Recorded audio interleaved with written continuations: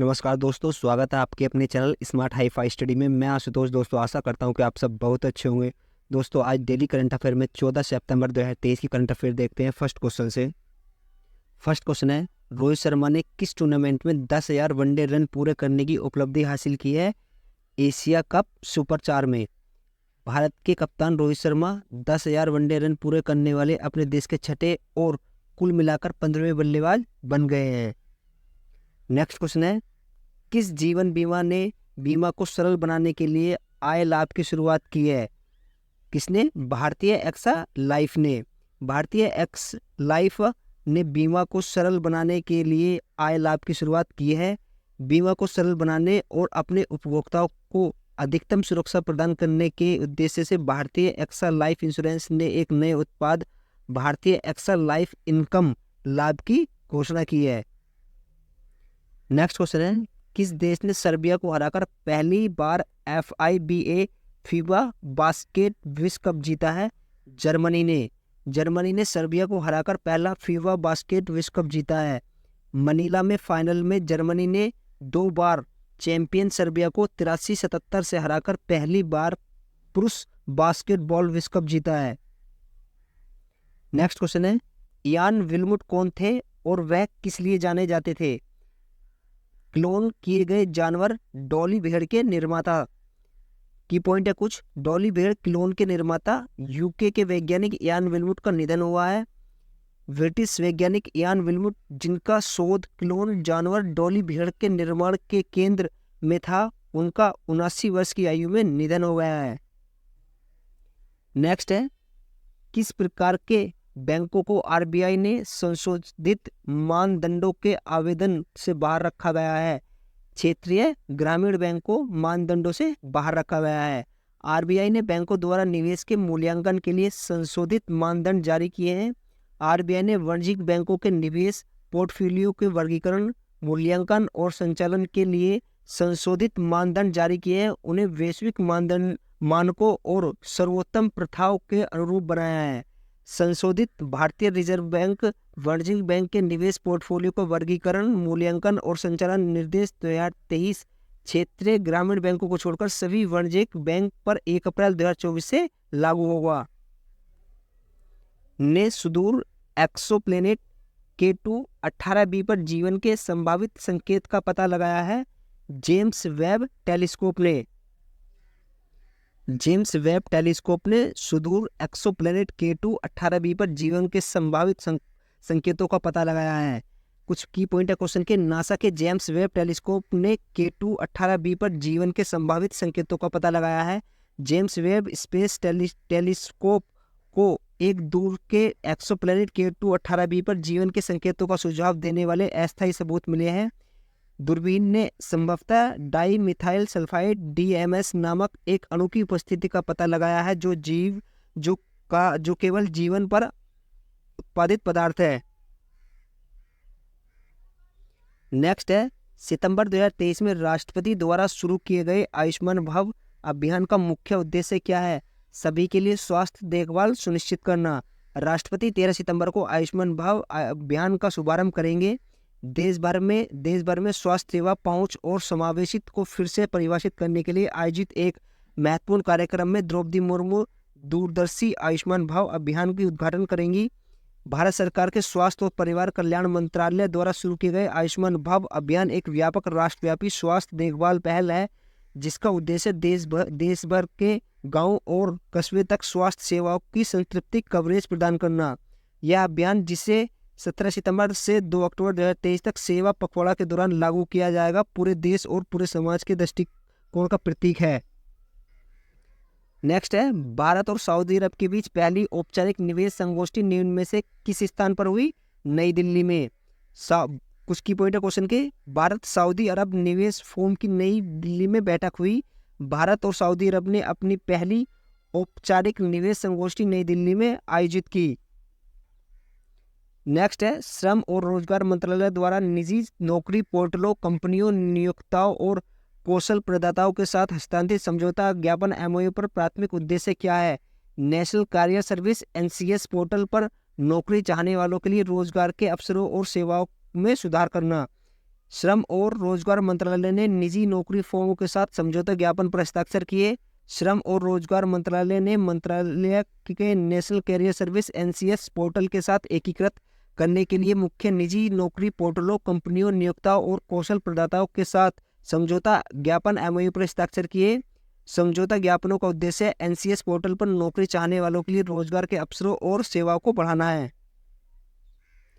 Next है, national stock exchange के सहयोग से IICA और यूनिसेफ द्वारा आयोजित कार्यशाला का मुख्य फोकस था व्यावसायिक उत्तरदायित्व और स्थिरता रिपोर्टिंग BRSR। IICA NICEF ने बिजनेस रेस्पॉन्सिबिलिटी रिपोर्टिंग पर कार्यशाला आयोजित की। Indian institute of corporate affairs ICCA ने मुंबई में NSC परिसर में यूनिसेफ और नेशनल स्टॉक एक्सचेंज के सहयोग से बिजनेस रेस्पॉन्सिबिलिटी और सस्टेनेबिलिटी रिपोर्टिंग BRSR पर एक कार्यशाला का आयोजन किया। कार्यशाला का उद्देश्य BRSR ढांचे की व्यापक समझ प्रदान करना और जो राष्ट्रीय जिम्मेदार व्यवसाय आचरण दिशा निर्देशों NGRBC के 9 सिद्धांतों पर आधारित है। नेक्स्ट क्वेश्चन है, सितंबर 2023 में सबसे तेज 150 वनडे क्रिकेट तक पहुंचने वाले भारतीय स्पिनर कौन बन गए हैं? कुलदीप यादव। कुलदीप यादव सबसे तेज 150 वनडे विकेट लेने वाले भारतीय स्पिनर बन गए हैं। कुलदीप यादव 150 एक दिवसीय विकेट के आंकड़े तक पहुंच गए हैं। केवल 88 एक दिवसीय अंतर्राष्ट्रीय मैचों में ऐसा करने वाले सबसे तेज भारतीय स्पिनर बन गए हैं। नेक्स्ट है, सितंबर 2023 में चौथी G20 सतवित्त कार्य समूह की बैठक किस स्थान पर आयोजित की गई है? वाराणसी में। चौथी G20 सतवित्त कार्य समूह की बैठक वाराणसी में शुरू हुई है। भारत की G20 अध्यक्षता के अंतर्गत G20 sustainable finance service working group SFWG की चौथी और आखिरी बैठक उत्तर प्रदेश के वाराणसी में शुरू हुई। नेक्स्ट क्वेश्चन है, SECI के निदेशक वित्त के रूप में किसने कार्यभार संभाला है? जोशीत रंजन सिकीदार ने। जोशीत रंजन सिकीदार ने SECI के निदेशक वित्त के रूप में कार्यभार संभाला है। जोशीत रंजन सिकीदार ने SECI के निदेशक वित्त के रूप में पदभार ग्रहण किया है। जोशीत रंजन सिकीदार ने नवीन और नवीकरण ऊर्जा मंत्रालय MNRE के तहत एक mini Ratna PSU solar energy corporation of India SECI के निदेशक वित्त के रूप में कार्यभार संभाला है। SECI की full form solar energy corporation of India है। नेक्स्ट क्वेश्चन है, सितंबर 2023 में ऑस्ट्रेलिया में भारत के अगले उच्चायुक्त के रूप में किसे नियुक्त किया गया है? गोपाल बागले को। गोपाल बागले को ऑस्ट्रेलिया में भारत का अगला उच्चायुक्त नियुक्त किया गया है।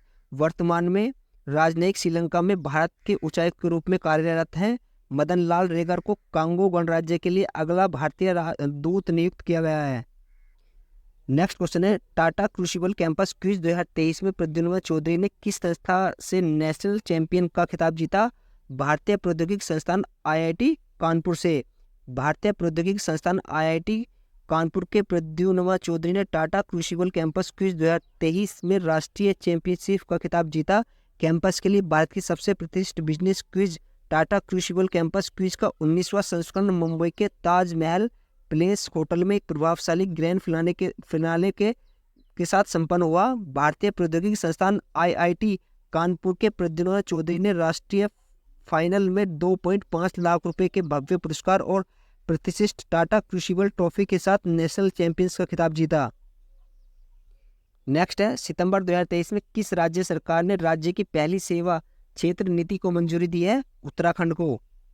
उत्तराखंड सरकार ने राज्य की पहली सेवा क्षेत्र नीति को मंजूरी दी है। उत्तराखंड सरकार ने सेवा क्षेत्र के लिए नई नीति को मंजूरी दे दी है। उत्तराखंड के मुख्यमंत्री पुष्कर सिंह धामी ने भी देहरादून में ग्लोबल इन्वेस्टर समिट 2023 के लिए रियल एस्टेट निवेशकों के साथ आवासीय परियोजनाओं और अन्य मुद्दों पर बैठक की। नेक्स्ट क्वेश्चन है, बिहार में किस नगर निगम में आम लोगों के लिए कैश फॉर वेस्ट योजना शुरू की गई है? पटना नगर निगम। पटना नगर निगम ने हाल ही में स्थापित मटेरियल रिकवरी फैसिलिटी में आम लोगों के लिए कैश फॉर वेस्ट योजना शुरू की है।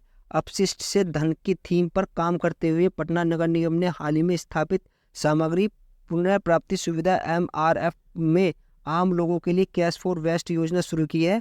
अत्याधुनिक सुविधा की क्षमता प्रतिदिन 2 टन सूखा कचरा और 1.5 टन गीला कचरा संसाधित करने की है। इससे पिंक MRF नाम दिया है क्योंकि यह महिला श्रमिकों द्वारा संचालित है। नेक्स्ट क्वेश्चन है, भारतीय वायुसेना को पहला एयरबस C295 परिवहन विमान किस देश से प्राप्त हुआ है? स्पेन से। इंपोर्टेंट क्वेश्चन है, भारतीय वायुसेना का पहला एयरबस C295 परिवहन विमान किस देश से प्राप्त हुआ है? स्पेन से। भारतीय वायुसेना को स्पेन के सेविले में एयरबस से पहला C295 परिवहन विमान प्राप्त हुआ। वायु सेना प्रमुख air chief marshal VR Chaudhari Spain के सिविलेस में पहले C295 मेगावाट परिवहन विमान के औपचारिक सौंपने समारोह में भाग लेंगे। भारत ने अपने भारतीय वायुसेना के AVRO बेड़े को बदलने के लिए 56 एयरबस C295 विमानों के अधिग्रहण को औपचारिक रूप से दे दिए है। नेक्स्ट क्वेश्चन है, पूर्वी लीबिया में तूफान के बाद आई विनाशकारी बाढ़ में कम से कम 5000 लोग मारे गए। तूफान का नाम क्या है? डेनियल। लीबिया के शहर डर्नी में भारी बाढ़ से मरने वालों की संख्या बढ़ गई है। 10,000 से अधिक लापता है।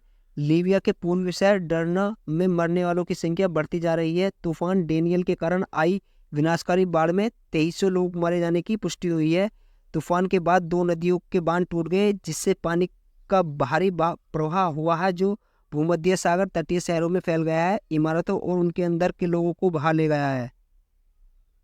नेक्स्ट क्वेश्चन है, पटना विश्वविद्यालय के व्हीलर सीनेट हाउस का नाम जयप्रकाश नारायण के नाम पर रखा जाएगा। इंपोर्टेंट क्वेश्चन है, पटना विश्वविद्यालय के व्हीलर सीनेट हाउस का नाम जयप्रकाश नारायण के नाम पर रखा जाएगा। पटना यूनिवर्सिटी में व्हीलर सीनेट हॉल का नाम बदलकर जयप्रकाश नारायण के नाम पर रखा जाएगा।